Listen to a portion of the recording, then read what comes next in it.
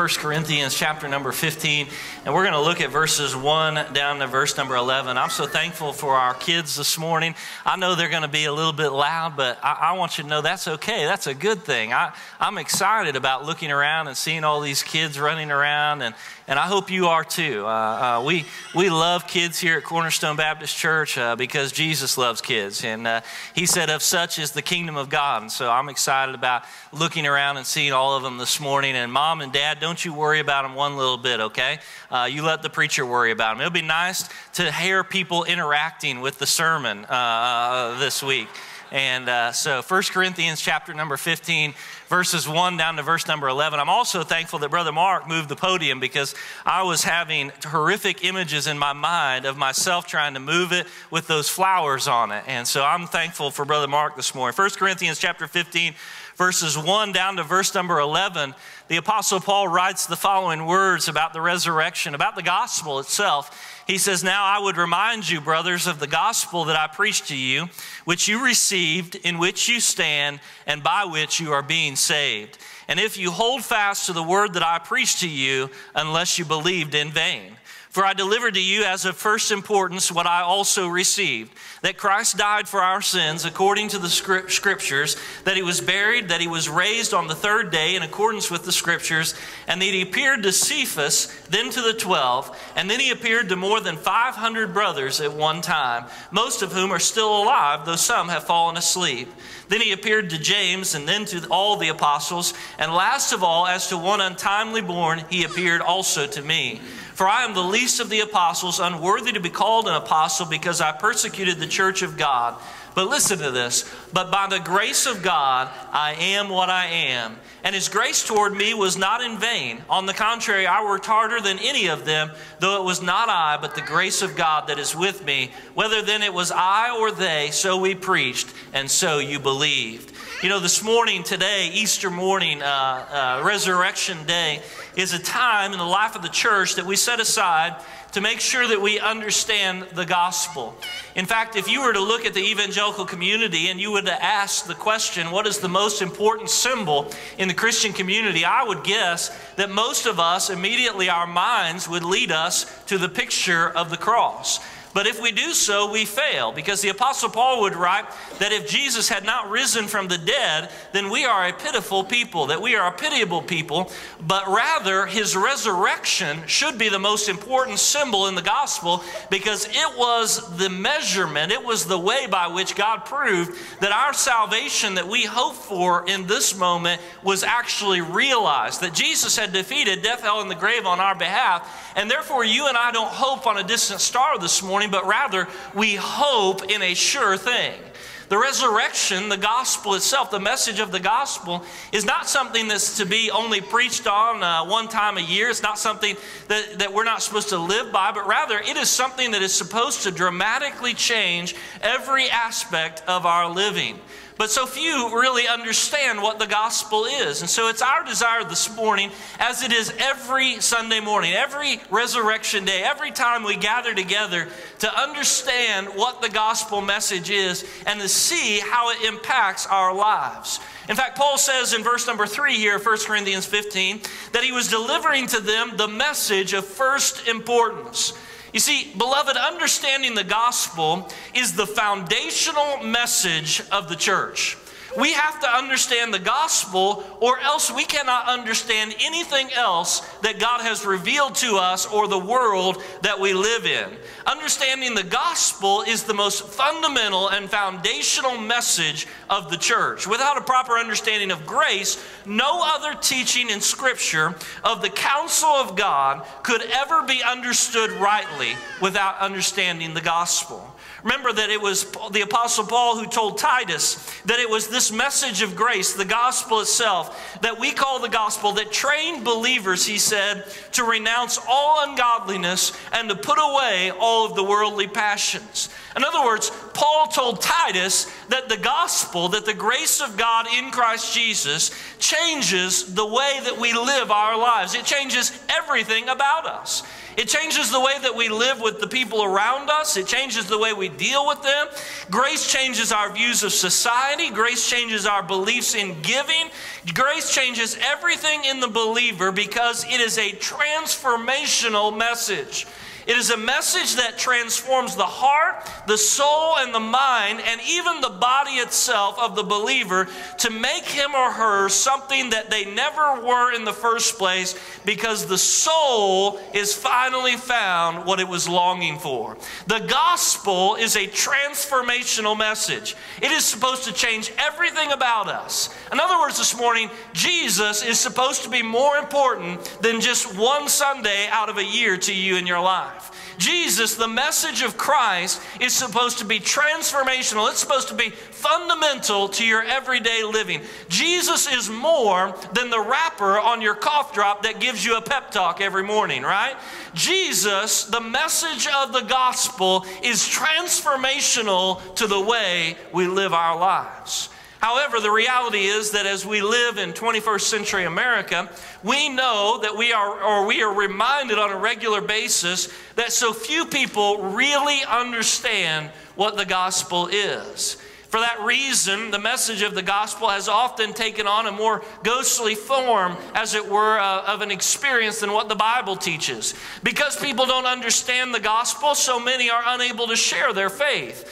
Because people don't understand the gospel, they're unable to do that which we should all want to do, and that is to put away sin, to put away ungodliness, and to live the lives that God has called us to live. In fact, if you look in the context of where Paul writes these words, as he writes to a church and he says, I've got the message of first importance for you in the gospel. As he writes to that church, he is writing to a church filled with people and problems. He's writing to a church that is full of sin and ungodliness. Their religion, their professed faith in Christ has become more and more like the pagan world that's around them. You can't really tell them a difference between them and the world that they've been supposed to be separated from.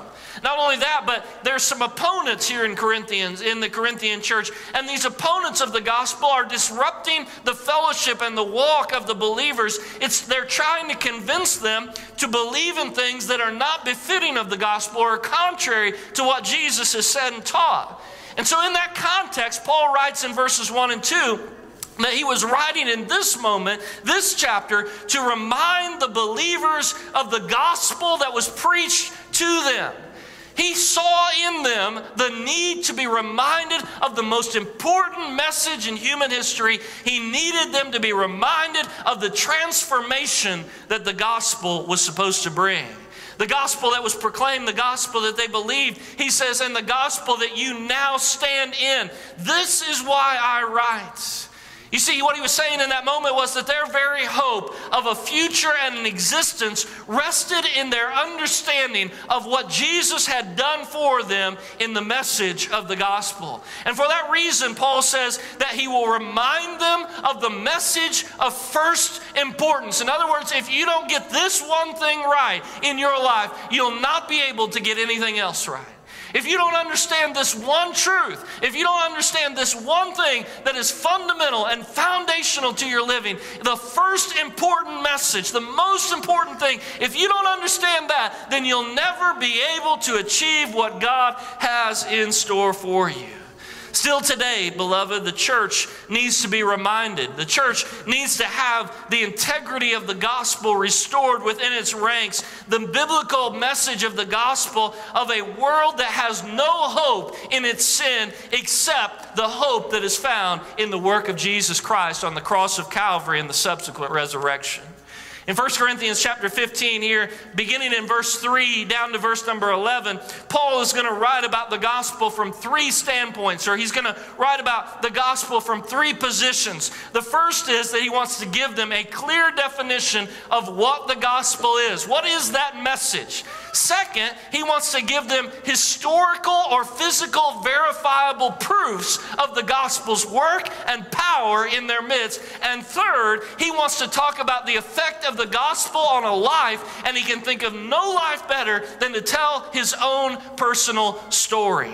I want you to hang on to that because we're going to come back to that in a moment. First of all, he begins by defining what the gospel message is. When a pastor refers to the gospel, what is that message that he's talking about?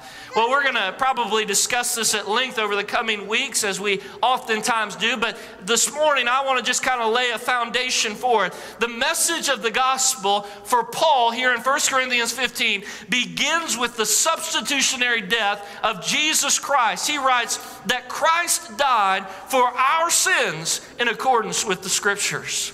That is, that you and I this morning and all of mankind, we have failed a holy God.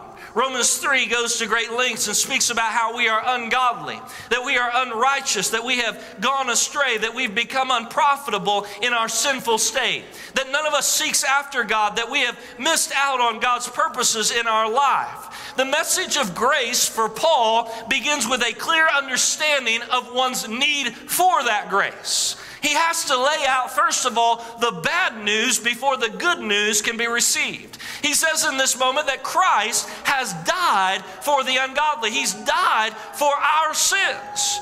Beloved, there is no need for grace when man has not offended God. But he has taught them over and over again that man has deeply offended God. Man is in his lost condition, is not seeking after God. It's not as though man is in a darkened room trying to find God, but he just can't find him. Paul goes to great lengths to describe that man is actually in an active war against God. He writes in Romans chapter 5, verse number 10, "For if while we were enemies, we were reconciled by God by the death of His Son," he says, "much more, now that we are reconciled, shall we be saved by His life." You and I, in our natural states, are enemies of God. We are at war with Him. Man has deeply transgressed against a holy God, and the very holiness and justice of God demanded that something be done about it.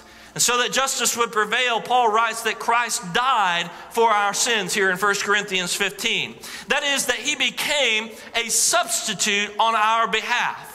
That He took our place. He was not an elected official, nor was He merely a representative of man, but rather His death was substitutionary for me. That is, that He went to where I should have been, and He did what I deserved so that I didn't have to face the penalty for that. He took my cross, my sin, my shame, the wrath that I deserve from a holy God, and He paid the penalty for that sin, for that wrath, for that shame, with the life of His Son, Jesus Christ. Romans 5:10 again says that we are reconciled to God by the death of His Son. That word reconcile means to bring together two warring parties. Paul writes that you and I have been brought together with the Father by or through the death of His Son.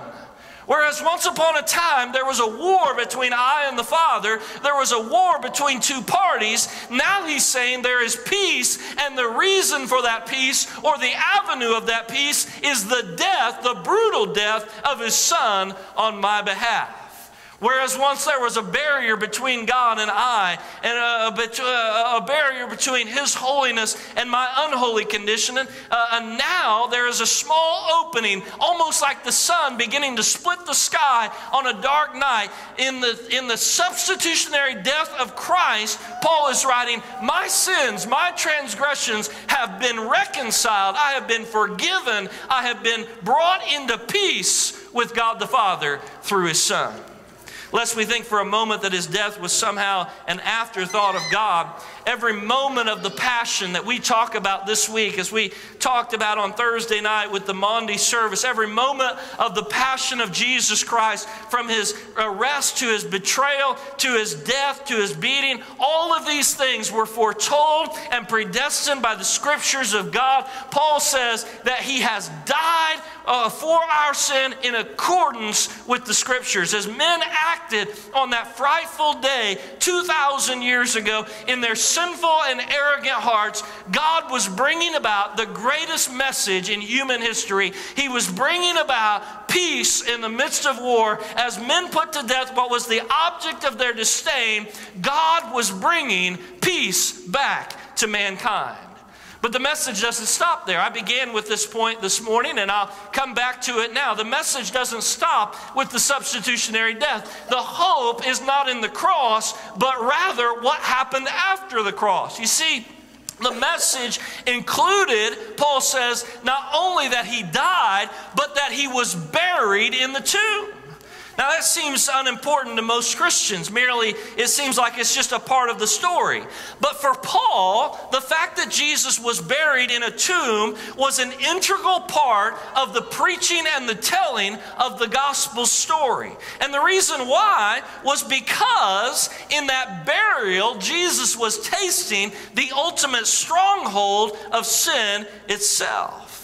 For the fact that he was buried, put aside any future theory, by the way, of his resurrection. Some later on were going to come up with theories that he didn't really raise from the dead, that maybe he didn't really die on the cross, maybe he had swooned. Others, like Muhammad, would proclaim that another took his place. In fact, Muhammad thought that it was Judas that died on the cross and not Jesus. But for Paul to proclaim the message of the gospel was to proclaim that Jesus had in fact died, and he was buried in a tomb. Jesus, the light of the world, was buried in that tomb. He was dead. He wasn't asleep. He wasn't transported. He was dead. And why is that important? Because death is the stronghold of sin. In the garden, when the first two people sinned, what was the curse that was brought on them? Death. God said that in that day you shall surely die. Romans chapter 5, verse 12 and 17 says that death came into the world through the sin of one man. Romans chapter 6, verse 23, for the wages of sin is death. By dying, he experienced and paid the ultimate price of sin. If Jesus had not died, he could not have paid the penalty of sin. So Paul says that first he was crucified, then he died and was buried in a tomb, but then he gets to the most important part, and that was that sin could not mar him, death could not hold him, because Paul writes that the message was completed, that he was raised on the third day. This morning, you and I serve a living God. I was thinking back to one of our trips to India several years ago. We were given the opportunity to go to Mahatma Gandhi's memorial place. And we were walking around looking at many different things that were there. And one of the things that was there was a picture.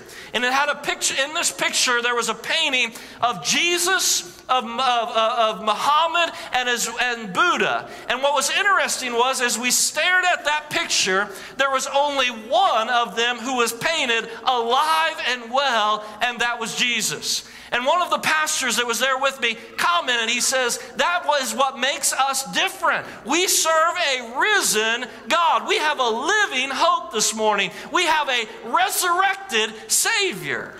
All of 1 Corinthians 15, this whole chapter, is about the resurrection of Jesus Christ. And in a moment of exaltation and even emotional frenzy, I think, the apostle exclaims in verses 54 to 55, he says, when the perishable puts on the imperishable and the mortal puts on immortality, then shall come to pass the saying that is written, death is swallowed up in victory. O death, where is your victory? O death, where is your sting? It's gone. It's been defeated. I think of a play that I once watched called And Lazarus Laughed. There's a moment in the story where the people are getting really angry with Lazarus because he continues to tell the story of the resurrected Savior. And so the authorities come to him and they say, Lazarus, if you don't stop, we're going to beat you half to death. And Lazarus just kind of smiles and he goes about the business of telling the story of the resurrected Christ, right? And then they said, Lazarus, if you don't stop, we're going to throw you in jail. And Lazarus just smiles and he goes back to telling the story of the resurrected Christ. They come back to him again and they say, Lazarus, if you don't stop, listen, we're going to kill you. Lazarus in the play chuckles and he says to them, haven't you heard? Death is dead. Death is dead. Through the resurrection of Christ, there is no power over the mankind anymore because the ultimate stronghold of sin was defeated. You see, on that day, after they crucified him and after they buried him, The principalities and powers that were thought that they had won the day. But when the battle seemed all but lost, the most glorious thing happened. 3 days later, he thundered forth from the tomb, defeating death, hell, and the grave to the glorious praise of God the Father on our behalf. So monumental is that moment that it is a wonder why we only preach on it one time every year, right? So monumental is that moment.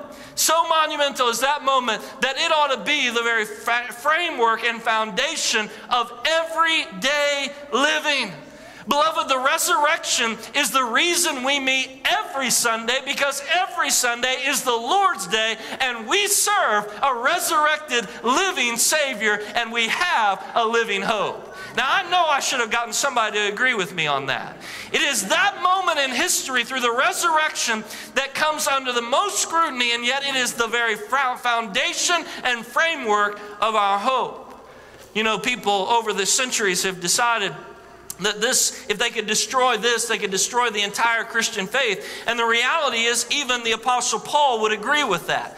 And so this moment in history has been put through so much scrutiny. And you can not blame the world too much about that, because after all, dead people don't get up. If you went to a funeral and the body got out of the casket, you would freak out, right? You would get out of there, you would turn tail and run. And yet, this moment in history, through all of that scrutiny, has been proven time and time again.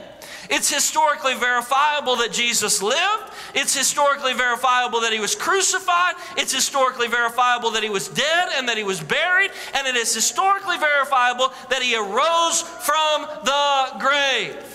Here's how I know this. First of all, for Paul and the other apostles, as we encounter them in the message of the book of Acts, it is that one moment, the resurrection of Christ, that verifies everything else about the gospel for them. Without it, the rest of the book of Acts doesn't take place the way it does. I mean, think about this. A group of men who were scared to death suddenly began to turn the world upside down. And though they were threatened with beating and mauling and imprisonment and death, they were undeterred. How could such a group of men become so brave? The only answer is they had seen something supernatural. They had seen the resurrected Christ.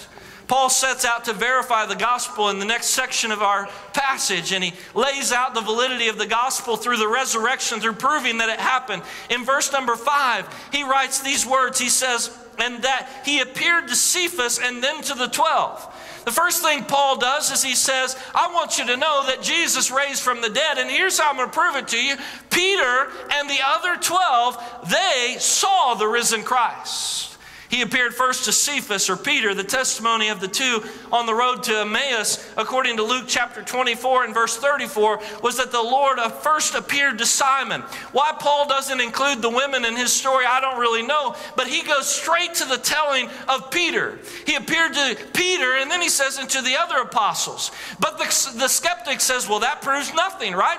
These men were gung-ho. They were his followers. They are willing to make up any kind of story to prove their case. So he goes on, verse number 6, and he says, then he appeared to more than 500 brothers at one time, and he says most of them are still alive, though some have fallen asleep. In other words, Paul says he showed up with 500 people at one moment, and if you want to verify this, you can go and talk to him yourself. He's writing at a moment when most of these people are still alive.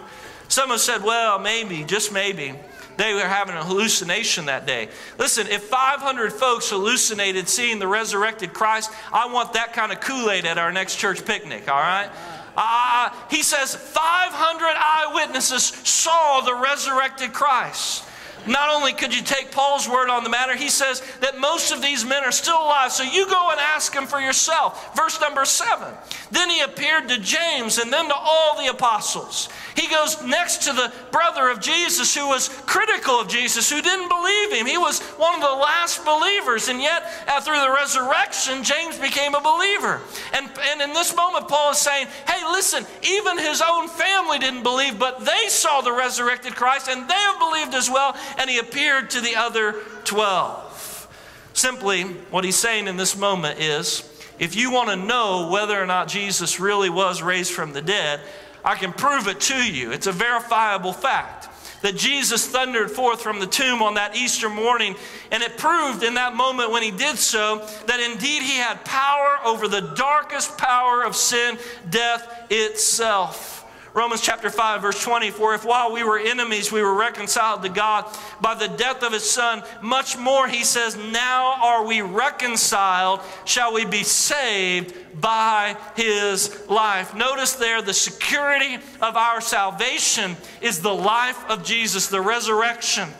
The message of the gospel is that he died for my sin, he was buried, experiencing the ultimate penalty for my sin, and that he was raised on the third day. And I know that the gospel is true because I can go to an empty tomb in Jerusalem on this day and they are yet to produce a body. I know that the gospel is true because Jesus is risen from the dead.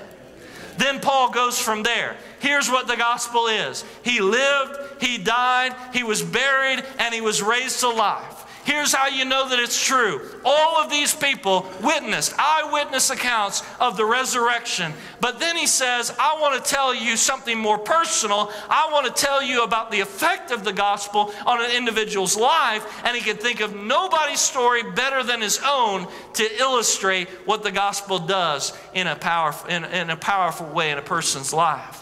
Paul knew two things about the gospel in his life. First of all, he knew that God was a sovereign God. That God was sovereign, that he was in control, and that he often remarks about this, as he does in verse number 9, that his life was headed in the wrong direction. He says in this moment that he wasn't seeking after God. He wasn't searching for God. He wasn't looking for peace with God. He was persecuting the church. He was trying to stamp out the message of Christ Jesus. And in the process of telling that, he is reminding the people that God is a sovereign God who is in charge of a life. But as firmly as he knew the sovereignty of God's grace in his life, he also knew his own sinfulness and his own sinful condition. You see, Paul did not see his life as one that God was fortunate to have.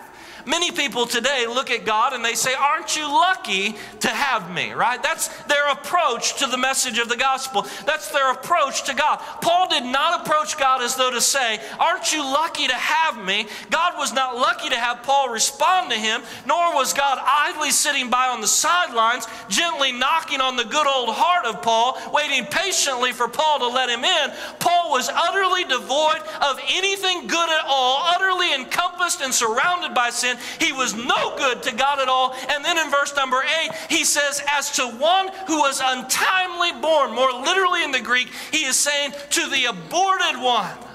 In other words, Paul saw his life as one who had been put up for abortion by his mother. He was cast out. He was cut off. He was totally valueless before God. As Paul would write in 1 Timothy 1:15, this saying is trustworthy and deserving of full acceptance, that Christ Jesus came into the world to save sinners, of whom I am chief. Paul knew that there was nothing good in him whatsoever.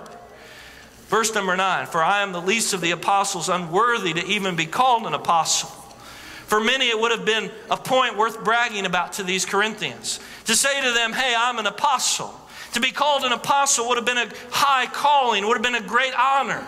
You might be great, but Paul would have said, but I'm an apostle. You think you're powerful, you think you're smart, you think you're wise. A boastful man might say, but I'm an apostle. But for Paul, in this moment, in 1 Corinthians 15, he saw himself not as a great apostle or a deserving man of honor, but rather as one who had no value in his life. He was literally the aborted one, and yet God had chosen to bestow his marvelous grace upon him. Indeed, beloved, that's what makes the gospel so great.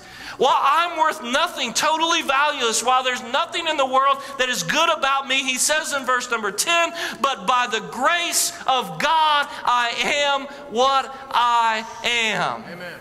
All that I am, all that I can be, all that I should be, all that I am because of God's marvelous grace at work in me.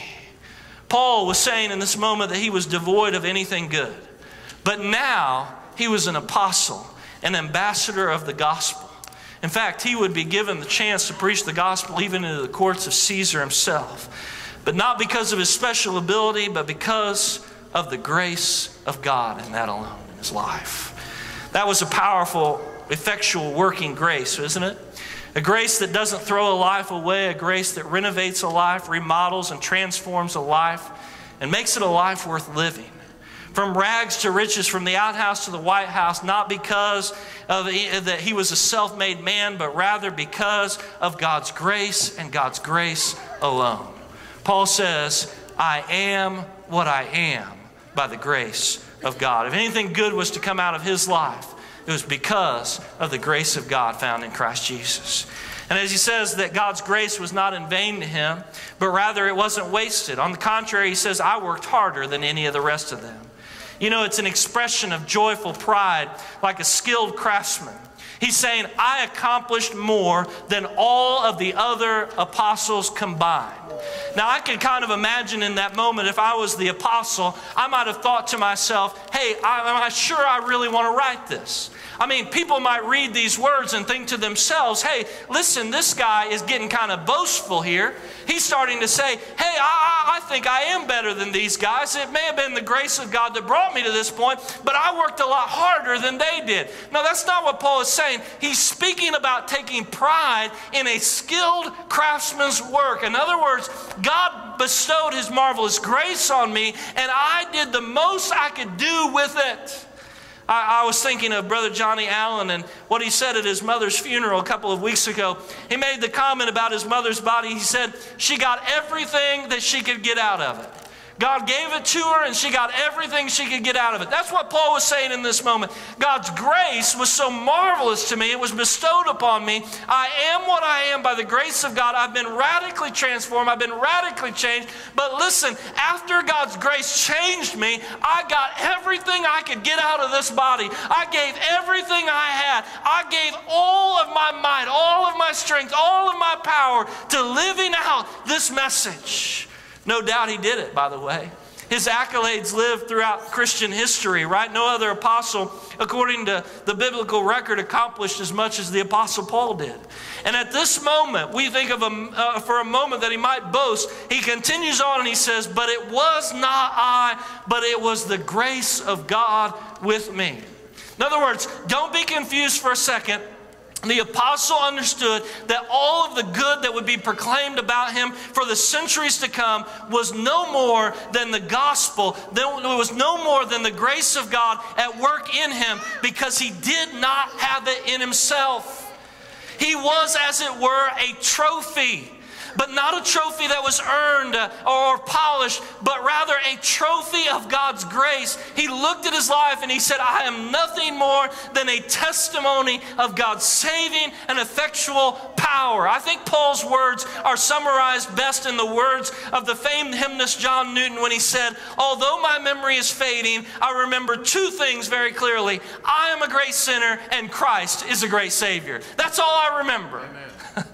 That I am a great sinner and that Christ is a great Savior. Verse number 11, he says, whether it was I or them, we all preach that same powerful, effectual gospel, that same message to you. And he says, and it is that message that you believed. The Corinthians in this moment didn't believe in a theological treatise. They didn't believe in a theological Bill of Rights. They believed in the powerful working message and therefore received through faith God's grace, which transformed the very framework of their lives. Church, if you haven't listened to anything I've said this morning, listen to this. The church's most important message today is not a new message derived from thousands of years of scholarship. It is rather a message of old, a message that says Jesus died for our sins, He was buried to conquer the final stronghold of sin, and He was raised to life that we might experience eternal life with Him. That message doesn't go out of style. It is not open for public opinion or change. It is the only message that brings dead bodies to life. God did not proclaim the message in the sending of His Son through the words of His apostles. God did not proclaim the message of the gospel to make bad people good. He proclaimed the message of the gospel to make dead people live. Amen.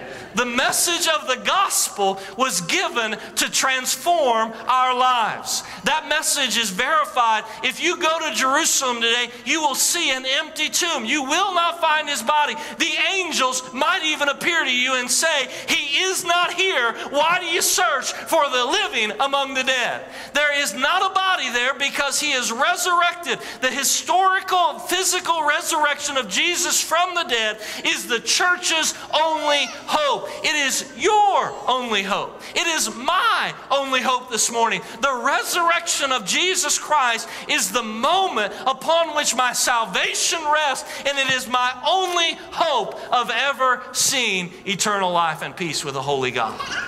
When as Paul, experience the powerful work of grace in our lives, you know what's supposed to happen? It's supposed to change everything about us. It's supposed to take us from being people who hate God to people who love God. It's supposed to take us from a people who are worthless to priceless. It's supposed to take us from a people who are dead to alive. It takes us from no good to God to a trophy for His mantle, so that we might exclaim with Him, I am what I am by the grace of God. Nothing more and nothing less apart from God's grace. If there's anything good that comes out of me, it is God's marvelous, purposeful grace at work in my life. That's what Paul was saying in this moment. That should be our confession. There is nothing good about us, and anything good that does come is because of the marvelous grace of God in Christ Jesus that has transformed our living. How do I experience that? How do I experience that new life? Well, this morning, it will suffice to say that we experience that new life through faith in Christ Jesus. I like John chapter number 1 in John's Gospel. You can turn there with me ever so quickly. Excuse me. In John chapter 1, in verse number 12, John has been writing about the coming of Jesus, and he's told about how when Jesus came into the world that He was like a light in the midst of darkness, and the darkness was trying to overcome Him. Even though the world should have accepted Him, they didn't, because they were full of darkness and they were trying to overcome Him. But then in verse number 12, He gives a contrasting statement about those who were different. He says, but to all who did receive Him, who believed in His name, He gave the right to become the children of God. Boy, if that's not your life verse this morning, I don't know what it should be. That He has given us the right to become the children of God by simple faith, by simple belief in His name. What does that mean? It means you got to take Jesus as He is this morning. You can't take Him in any other fashion. You can't take Him in a way that suits your lifestyle. You can't take Him in a way that suits your passions and your purposes and your dreams and your ambitions. You've got to take Jesus as He declared Himself to be. You've got to take Him and place all of your faith and trust, not plan A and plan B over here, not faith in Jesus over here, but then my works over here, not faith in Jesus over here, and then all of the good things that I might accomplish, but by placing all of your faith and trust, that you would say with Paul, I am what I am and all that I am by the grace of God, and that alone, placing all of that faith, all of that trust in the person of Jesus, what He did on your behalf on the cross of Calvary, that He died for your sins, that He was buried and that He was resurrected. If you'll do that, John says that you will be given the right to become a child of God. The reason we gather this Sunday, the reason we're going to gather next Sunday and Wednesday night and in small groups throughout the week is because we have been given the right to be called the children of God, and we believe that the gospel is supposed to change everything about us. Now listen, I say that with all understanding and knowledge this morning, that God is not yet done with me. There's still some things that need to change, and you should have said amen. There are still some things that God is working on in my life. There are still things that He is taking away. There are rough edges that need to be smoothed out. But listen, What I'm thankful for this morning is as sure as Jesus raising from the dead is the surety that God will finish that work that He has started in me. And He'll finish that work in you as well. Amen. Beloved, we gather together because we have a transformational message. Because Jesus died in accordance with the Scriptures to pay the penalty for our sin. He was buried, but He was raised to new life, giving us assurance that we will be as well. Stand with me reverently and let's pray. Father, thank you so much for this morning and for the